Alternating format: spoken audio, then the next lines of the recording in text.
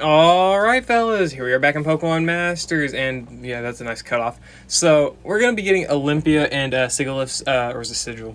I think it's a Sigil. So, Sigilyph's release tomorrow, which is awesome, right? So, there's Spotlight Sync Pair for Kalos.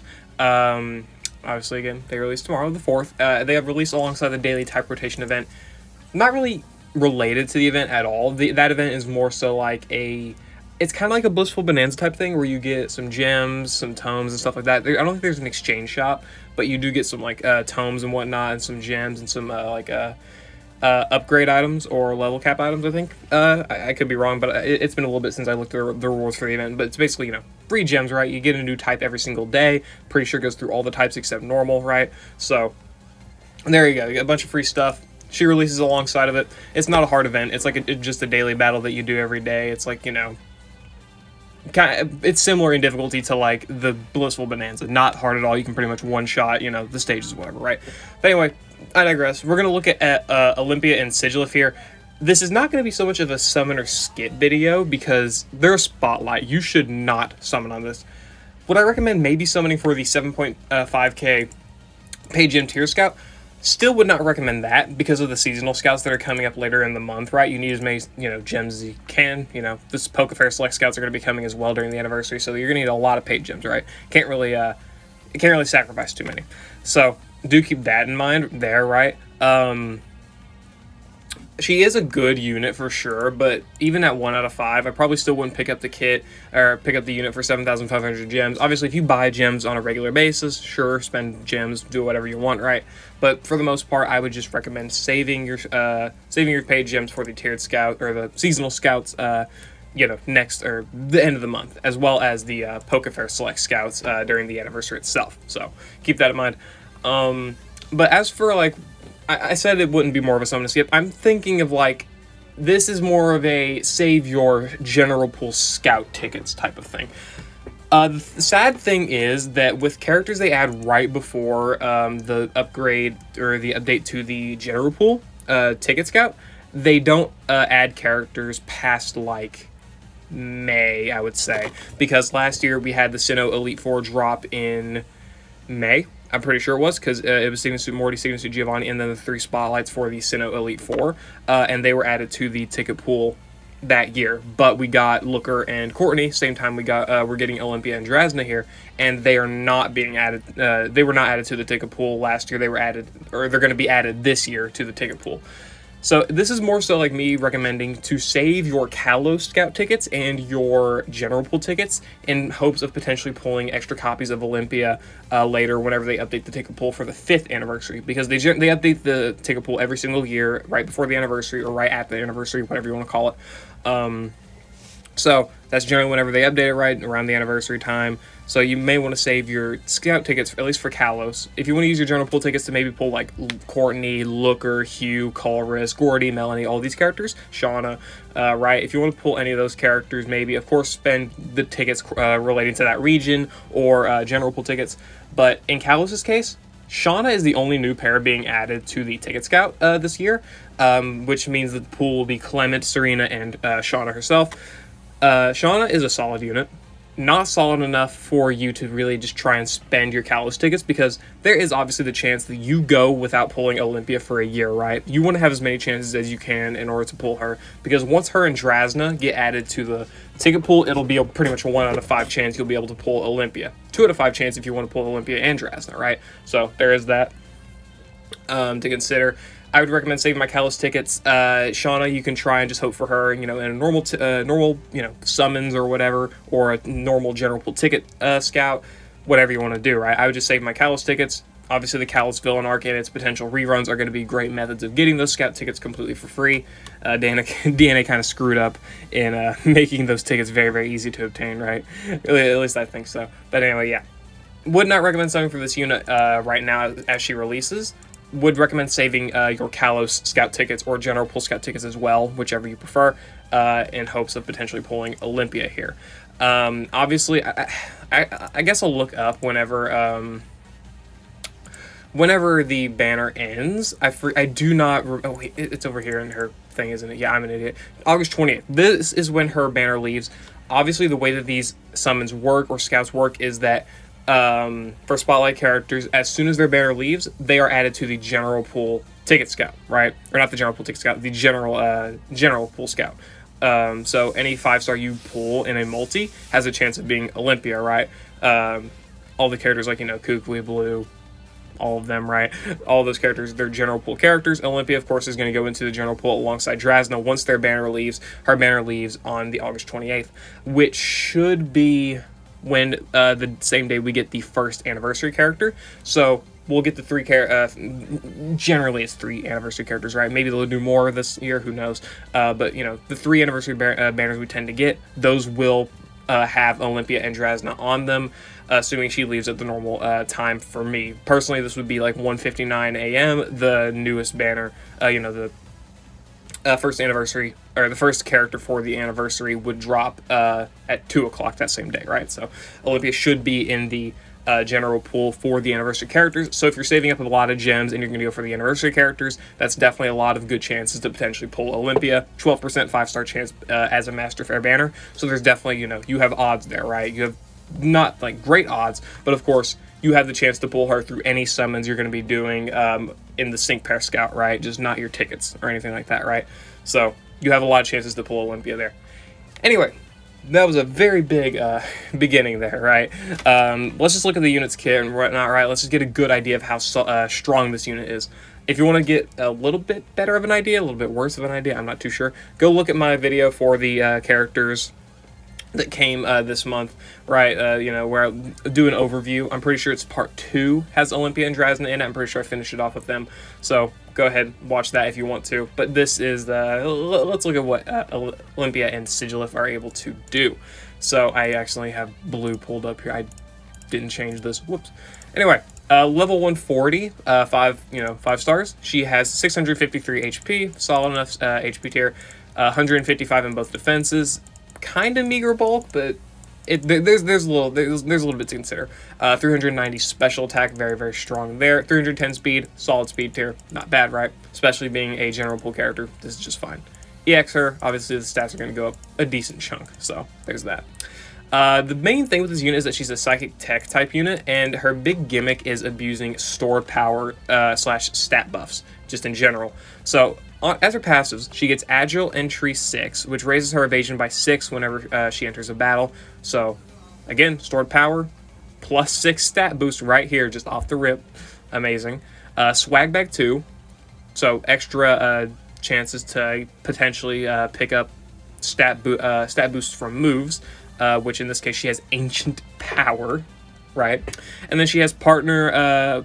or Pokemon move. Pokemon move stat raises ×2. When an ally stat is raised by a move used by the user's Pokemon, it is raised by double the stat ranks. So this is essentially, I'm pretty sure this works if she raises ally stats as well. It'll raise the ally by 2, but it also raises her own, of course, by 2 as well. So keep that in mind. The big thing with Swag by 2 in this kit, just to start out with, is that you can literally reset your battle until you start with this Swag Bag 2 activating to where your Ancient Power boost is activating, right? Because with Swag Bag 2, Ancient Power's 10% chance of raising all stats by 1 turns to 30. So you can start the battle, use Ancient Power. If it procs, continue on doing your normal battle. If it doesn't proc, reset until you get that stat boost. Because the big thing with this is that, of course, it's being doubled by this passive here. So she's getting +2 attack, defense, special defense, and speed practically turn 1, right? Or literally turn 1, right? So if you get those +10 stat boosts, obviously she uses special attack stat, the special attack stat as, offensive capability. So you're going to gain +10 stats here, +6 from Agile Entry, 16 total stat buffs by turn 1, and you got your stored power here to just start landing attacks. That's amazing, right? Also, her innate sync multiplier, the more the user stats are raised, the greater the power of this attack. Awesome. She's got innate rising tide, right? She's got calm mind as well, special attack and special defense +1, +2 with the passive, right? So very, very fast, or I guess average special attack and special defense buffs in terms of how fast it is. So that's good there. You can do Ancient Power and then this, and there you go. You're at what? If you're at, okay, so +16 here, do the +4, 20 buffs. I think there is a limit to how high it goes, though. I think it caps at 18, so any stat buffs past that are kind of unnecessary, except for buffing your special attack, just for higher damage in general. But she also has her trainer move here, which applies the stat reduction defense effect to the ally field of play and raises her crit by 3. So if you fish for ancient power buffs turn 1, that's plus 10. Add agile entry 6, plus 16, or total, yeah, plus 16. And then use her trainer move for crit, plus 19 on her stat buffs. Then you could use Calm Mind for plus 4 special attack and special defense. You would be at plus 25, right? That's just fine. If I did the math right. Plus 4. Plus 23. Sorry, plus 23 in terms of the stats. So you could do that, have plus 4 special attack, start spamming stored powers, and then, you know, if you want to do this, Ancient Power, Trainer move, Calm Mind, you can just use your Sync move, because I'm pretty sure that maxes out your Rising Tide. I could be wrong, but I'm pretty sure the stat buff maximum for multipliers like Rising Tide is 18. And Olympia definitely is able to get that very, very easily here, right? Having Swag Bag 2 and Ancient Power is an amazing ability. Just get that stat buff, use your Trainer move, use Calm Mind, and then you can use your Sync move or your, you know, Support EX or Field EX, whatever. Not that there's a Psychic Field character, but whatever. And then you could start, you know, using your stored powers and just bam, hitting him with a ton of damage and all of that, right? So anyway, I want to look at her grid now. Obviously at base, really solid K here. Of course, she doesn't have any multipliers. I'm actually going to look at the base power of stored power with the maximum amount of buffs, and I'll insert that into the video here, whatever. But obviously without multipliers, she's still going to be hitting really hard here for her stored power damage, especially like even if you include this as like a side DPS thing, or if you work, you know, work her around with Bianca, who is obviously a Psychic Terrain setter. You want Psychic Terrain, obviously. So you could potentially like, you could potentially have Bianca, Olympia, and then like a crit buffer, and like kind of a little bit of a gauge manager, even though stored power doesn't take up much gauge. And hell, Bianca can work as a gauge efficient support type of unit because she's got precognition and pep rally on Psychic Terrain. So you don't even need gauge support. You could just bring someone who's able to buff Bianca's special attack and crit, and boom, you can just start doing support stored powers with Bianca and Olympia, right? It can be really, really good. So you can potentially do that if you want. And also, of course, she has the innate multiplier with Rising Tide. Generally, having more stat buffs or more stat debuffs can be quite annoying depending on the character, right? But I think Olympia is one of the characters that has the case where the stat buffs are not a problem to get. They're not annoying, and they're, you know, pretty easy to get. So I think that abusing ancient power buffs here, at least turn 1, is definitely a very efficient strategy to building up the power of this sync move as much as possible, and it's really good. So I think Rising Tide definitely works out really, really well for this character. Anyway, let's look at her grid here. So 1 out of 5. Nothing. She's got Dauntless. That's not bad in case you're running against characters who debuff special attack often. Calm Mind, move gauge refresh. Sure, awesome. And stored power buffs to its base power. Cool, I guess. But 2 out of 5 here. We get some more stuff. We got Topher on Calm Mind. I called this Twofer on accident. In my original video, but Topher. She's got Calm Mind Barricade 1 as well, which raises her special defense by 1. I don't like this ability because she gets ramp up at 3 out of 5, so it sucks. No, I'm kidding. This is not a bad ability, of course. If you get her to 2 out of 5, then of course a little bit faster on the special defense debuffs. Not bad. Natural Remedy here, removing all status conditions whenever they are inflicted with status conditions. Great. I'm generally not grading the grids for Spotlight's too harsh because you're going to pull more copies the more you know, summon and whatnot, right? So generally these copies just only add to benefit, not really, you're not really looking to ration your candies or anything, of course. So Natural Remedy, Barricade 1, not bad abilities. Topher's whatever, because you're not using much gauge with Olympia anyway. She doesn't have much in terms of gauge problems, especially because she's already able to buff her speed a little bit with Ancient Power, so that's doing a decent bit. Sword Power, move gauge refresh. This can also be nice because you're constantly spamming it. Awesome. Unflappable for no flinches. Trainer move hit and heal for free gradual healing. That's awesome, right? Go ahead and pick that up. Might as well. Not really too expensive. Trainer move NPR does not matter. Wouldn't pick it up. Ancient Power super preparation. If you're going against like Psychic Week or something, sure, I guess. Because you could do this, proc yourself a super effective next and get these buffs, and then a stored power that's super effective you can land next, or her sync move. Sure, but you know, she already is going to clear Psychic stages really easily, so this isn't much of a thing, but you can, of course, pick it up if you want. By all means, why not? This is not a bad grid, I'd say, for 1 out of 5. You could also, of course, pick up the Ancient Power move gauge refresh if you want, but hey, not a bad 2 out of 5 grid for a Spotlight unit for sure, right? It doesn't add anything too crazy, but still, it's there. And then 3 out of 5, of course, as the big things. She gets Brute Wits for a sync move multiplier. More special defense is raised, the more powers that the sync move. Obviously, it's going to be hitting really hard. Smart Cookie for a 30% DPS multiplier. More her special defense is raised, the greater the power of the move.